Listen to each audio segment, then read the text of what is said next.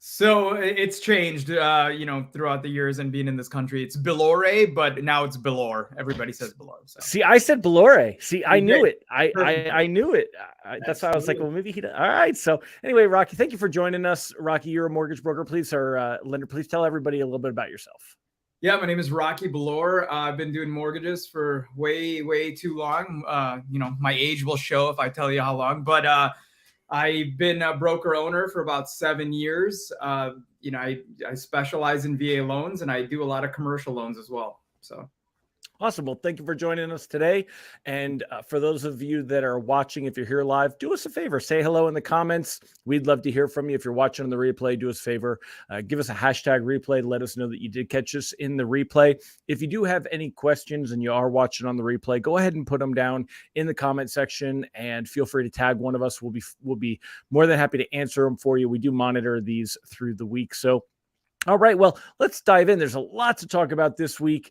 Remember, if you do have any questions or comments, pop them up there. Otherwise, let's start off with a little bit of a rate recap. Let me bring up my slides and we will jump forward a little bit here. And all right, so last week, when we talked on Wednesday, we had the Fed meeting coming up later that day, and I was hoping to see that rates would improve a little bit on that meeting, and that's actually what we saw. So last week, I saw rates kind of improve Monday, Tuesday, Wednesday, even Thursday, and we were concerned about the jobs data that was going to come out on Friday, and that jobs data did actually crash the party.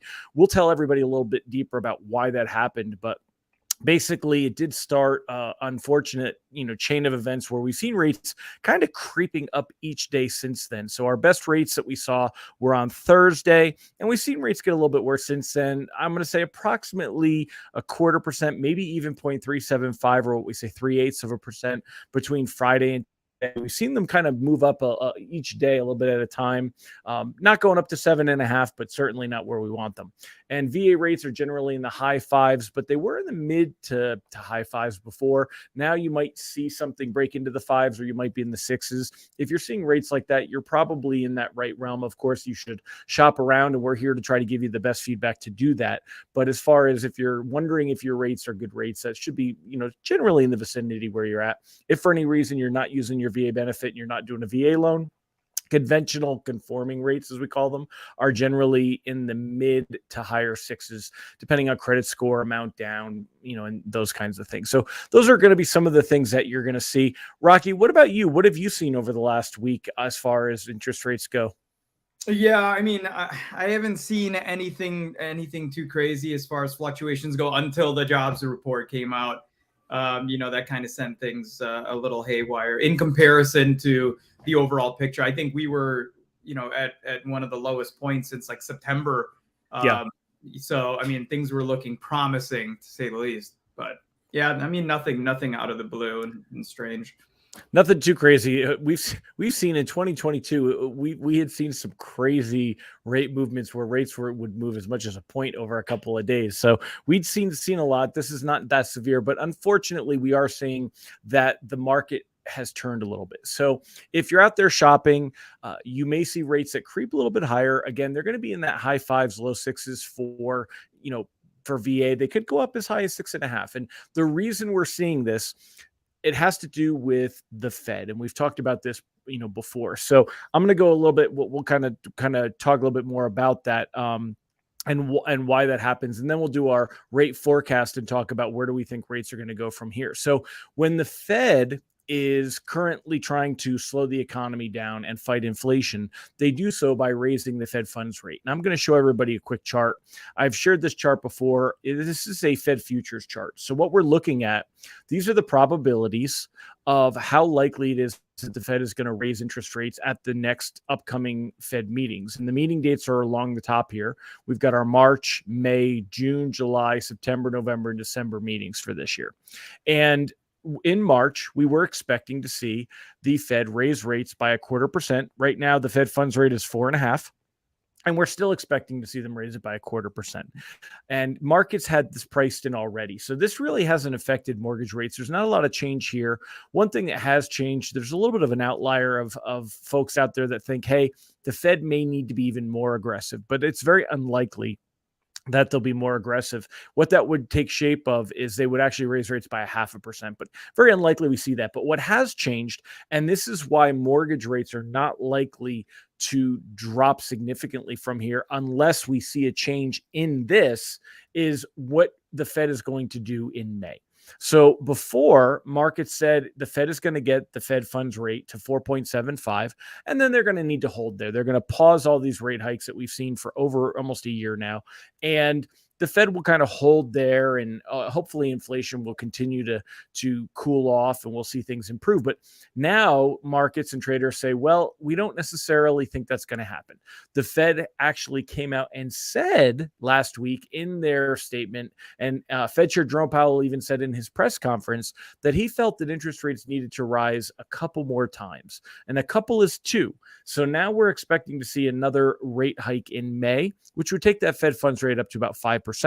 And that's why the mortgage rates actually react now to what we anticipate the Fed is going to do months from now. So we've seen mortgage rates move about 0.25% higher, and it happens to be a quarter. It's not always going to match that same amount that the Fed is, but we've seen rates move up a little bit, and it's because we're expecting the Fed to raise rates a little bit higher and then hold them there a little bit longer through the year. So that's kind of affecting where things go from here. Now, Rocky, if someone said, hey, should I hold off buying a house because rates are a little bit higher than I want them to be, what would you tell them? Absolutely not. I mean, I put myself in that same spot. And, if you look at the overall picture historically, yeah, over a 2-year, 3-year period, you're probably not going to get rich as far as the equity you're going to build. Chances are not high. But overall, you're going to miss out on prime buying opportunities. And you can always refinance later, especially with the magical VA loan. You can do an EARL interest rate reduction refinance loan. It is a beautiful, beautiful option. And if you have that available to you, it's the only option in my estimation. Obviously, there are certain things you have to have made 6 months of payments.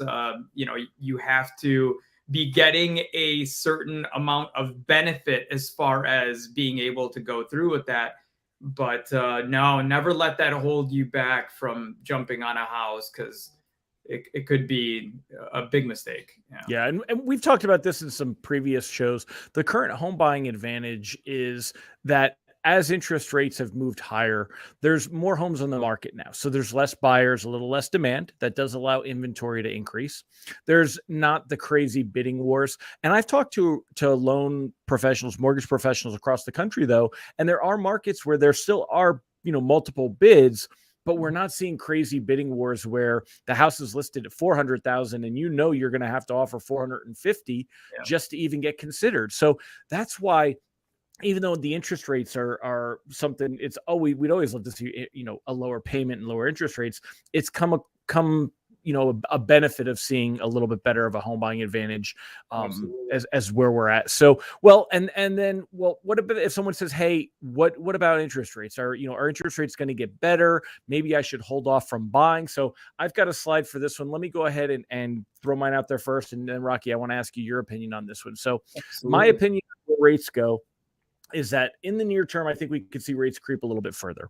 And, but I don't expect that rates are going to go too much higher unless we get bad inflation data next week. So next Tuesday on Valentine's Day, it's going to be either our day to fall in love or our day of heartbreak. And we're going to get our CPI inflation data. CPI stands for the Consumer Price Index. And this has been the big market mover the last few months. When we get this data, if it shows that inflation continues to cool down, that could help us see interest rates improve at least a little bit. Probably not a lot, but a little bit. We have seen in the past a very strong reaction to this report if we get a good data set where it shows inflation improving. But we've seen a couple of months now of disinflation where inflation has gone down. So markets are probably not likely to get too crazy on this one. However, if we get inflation data and it disappoints us, if we, because one of the things that may happen is that we've seen inflation cooling off, but if inflation starts to heat up again, now everybody knows, well, the Fed's going to have to be even more aggressive. They're going to have to hike rates, and that's going to be a big downer. So if that data comes in against us, we're going to see rates could get higher, and not even just creep, but could jump. And if the data comes in as expected, we might get like an okay little bit of improvement.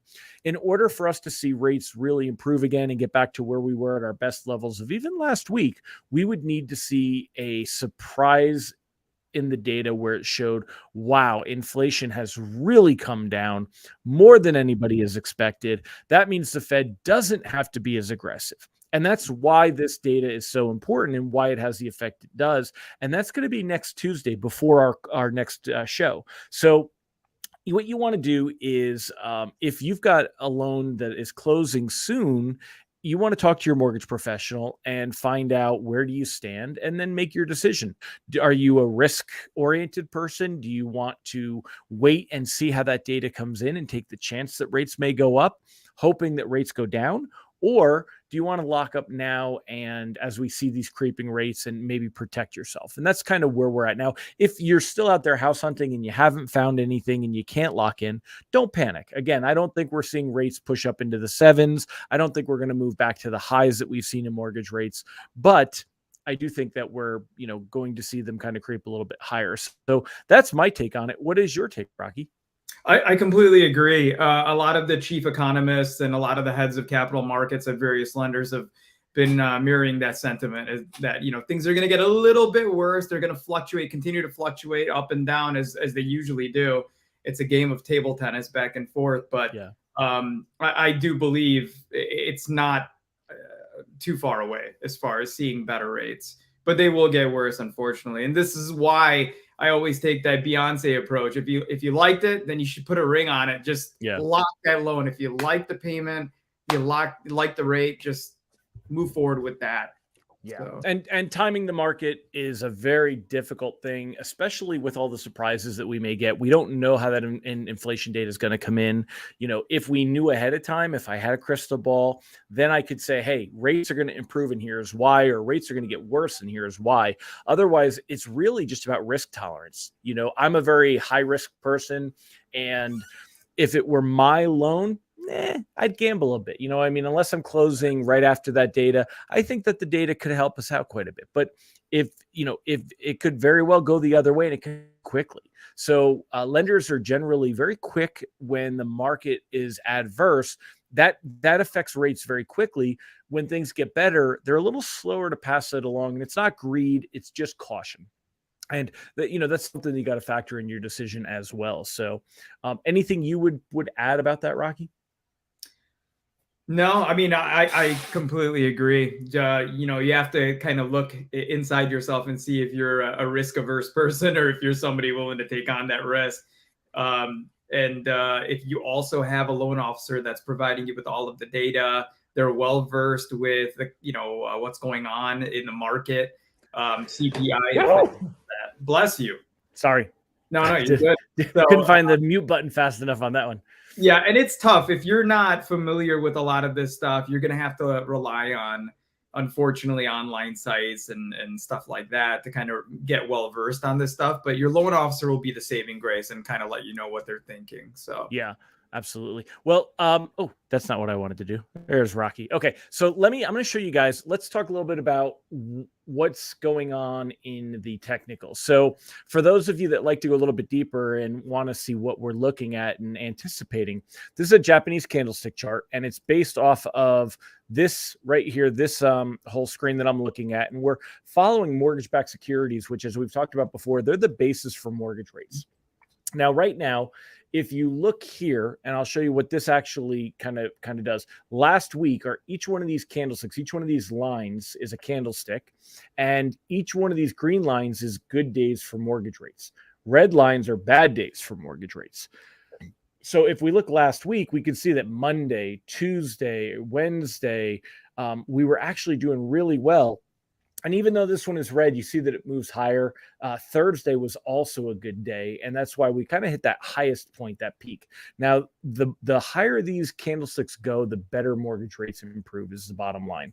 And then on Friday, we saw a big drop down, and we started up here, and we ended down here. So everything we, at the beginning of the week on Monday, we saw improvements Tuesday, Wednesday into Thursday, but by Friday, we actually ended the week right about the same way as we started it. And it wasn't really a heartbreaker. I mean, it's certainly, you always want to try to get the best, but at least we weren't going too far south. Well, on Monday, we had a big change. So what this yellow line is, we followed these technicals. We talk about technical support and resistance levels. Now, a support level means that we're looking for these candlesticks to come down and then move off of them, or what we call a bounce. So right here, we got a bounce. Do you see this thin line, Rocky, right here that I'm kind of pointing to? I just want to make sure everyone sees that one. Absolutely. And that was where we got our bounce on coming off on Monday, and we started to improve off of this line, off these levels. And then on Friday, we came down and we hit that level, this thin line here. And then we came up and improved and ended the day here. And that's why this fat part is called the body. Shows that we ended the day quite a bit better than that level. And that kind of left the door open for seeing some improvement on Monday. Now, let's go back to why we saw such an ugly day on Friday, and then I'll come back to this chart. So Friday was a brutal day because when we talk about jobs data, we talk about a couple of different things. There's non-farm payroll. So how many new jobs were created or lost in the economy? And then we have wage data, which is how much our wages improving or going down. And then we have unemployment number. Now, the unemployment number hit a 53-year best, 53-year low. And that's, really kind of unexpected because we figured the economy is slowing down. So we would figure that unemployment would be increasing. When the Fed sees that unemployment is getting better, it makes them realize that they have a little more room, that they can be more aggressive fighting inflation and raising rates, and that they haven't put the economy into a negative tailspin yet. Because when they put it in a tailspin, we're going to lose jobs and you're going to see layoffs. And that's when they know, okay, we've kind of have to be very careful. The other big thing is how many jobs were created. And this one gets a little funky. So the report comes from the Bureau of Labor Statistics, or the BLS, but there were a lot of people that said this report was actually BS. And when I say that, it was because it came in at 518,000 jobs created. The expectation was for 188,000. And the reason that there's so many questions surrounding this report is it's not just raw data. Like, we don't just count the jobs 1, 2, 3. What they do is they take a number, they adjust it based on the season, based on other algorithms that they use. And January tends to get the most adjustments. So it may not have been 518. It might have been minus 25,000. But when they say, well, we want to kind of compare that to everything, and based on these other variables, minus 25 is actually the same as 500,000 jobs. So that huge improvement to jobs that were created, we were expecting 188,000 as an adjusted number. We got 518,000. We haven't seen a number that high in, I don't know how. I don't think I can remember seeing a number in the fives, maybe in the twos or the three. The fives are just crazy. So what that did is that kind of set off a lot of alarm bells, and everyone went, whoa. This is not good. And investors in markets were actually expecting that the Fed was going to have to stop raising rates around 4.75 for that Fed rate. And now they said, well, you know what? This gives them a lot more room to go higher. So, Rocky, any questions or anything you'd want to add on that? No, you perfectly executed everything. Yeah, I'm not too well versed on candlestick charts and stuff like that. That's okay. Then you're the representative to ask questions on it for everybody else. So here, Rocky, this is what everybody should see, is what I'm going to show you here. On Monday, we really saw a big difference, though. So here on Friday, we were above this yellow line. This was a support level. And it looked like, hey, we may not get too hurt from this. Things should recover. But on Monday, everything changed. We woke up and we were significantly below that line. Started the day well below that line. And we never got it back above it. So now I've got two lines here. This is our ceiling. This is the resistance level that we'd have to break through to see rates improve. And this is support now. That is our first level of support. So we're watching these candlesticks. If they break above this, like next week when we get that CPI data, if it helps a rally and we see bonds break above that level, then that could help rates improve. If we get bad news and it goes below this level, it may go all the way down to this level, and it could, of course, go further. But this is what we're watching to kind of get an idea of where rates going to go over the next couple of weeks. And it really does hinge. Are they going to stay within this range, as we call it, the top here and the bottom here, or are they going to break through above or below? And that's what we'll be watching. And we'll talk about that a little bit more next week. But a lot of between now and next week's show, it's really going to come down to that CPI inflation report that we get on Tuesday morning. So there's a lot of risk there. If you do like your rate, Rocky, what'd you tell them to do if they like it? If you like it, then you should put a ring on it. Yeah, put a ring on it. So I agree. And there's certainly not, this is not a bad market to put a ring on it. But if you do find that you want to, if you've got more time, if you're just monitoring rates because you've got a home being built or you're out there looking, there's no need to panic. But it is unfortunate we're seeing rates creep up now, and that's the trend that we're in. So, all right. Well, I think that kind of, says everything. Rocky, is there anything that you think we should kind of tell everybody about what's going on with the, anything we do with the housing market? Yeah, I have a question. So obviously, there's a lot of talk about a non-housing recession. And in your estimation, how do you think that timeline plays out as far as us creeping into a recession? And I know recessions are by nature deflationary, right? So it's definitely going to help as far as with the inflation and other problems. I just wanted to get your take on that. So a couple of things. When you talk about a recession, there's the technical identifier for a recession, which is generally the idea that we're going to see 2 quarters of negative GDP growth. So we're going to see the GDP fall for 2 quarters in a row. Basically, a recession is the economy slowing down.